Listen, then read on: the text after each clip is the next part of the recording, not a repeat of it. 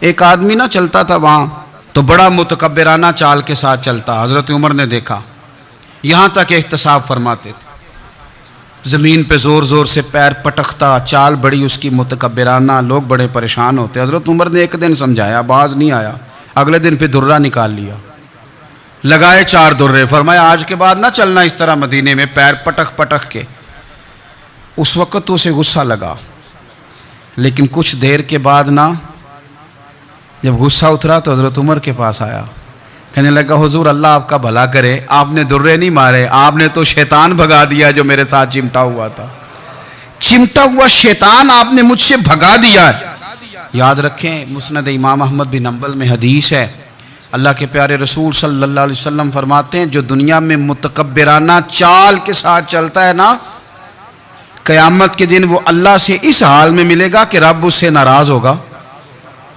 متکبرانہ چال سے نہیں چلیں گے. تو حضرت فاروق اعظم رضی اللہ تعالیٰ عنہ کا یہ طریقہ تھا.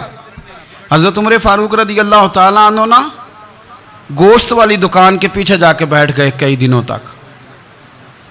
وہ کہنے لگا حضور یہاں کیا ہے؟ فرمایا تو اپنا کام کرنا.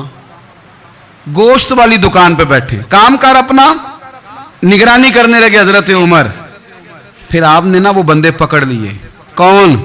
جو 2 دن مسلسل گوشت خریدنے آئے, پکڑ کے کھڑا کر لیا. فرمایا تو کل بھی گوشت لینے آیا تھا؟ حضور ہاں. فرمایا آج پھر کھائے گا؟ حضور جی. تو آپ فرمانے لگے کیا تیرے محلے سے غربت ختم ہو گئی ہے؟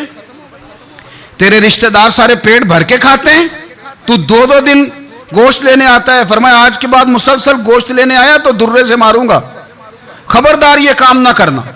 یہاں تک نظام احتساب کا جب خیال رکھا جائے پھر حالات بگڑا نہیں کرتے, پھر وہ قابو میں رہا کرتے ہیں. حضرت عمر فاروق رضی اللہ تعالیٰ عنہ اس ترتیب کے ساتھ اصلاح کرتے, اس ترتیب کے ساتھ. سیدنا فاروق اعظم رضی اللہ تعالیٰ عنہ کی ایک بات آخر میں عرض کرنی ہے, وہ میں بھی اپنے اوپر لاگو کروں, آپ بھی غور کریں.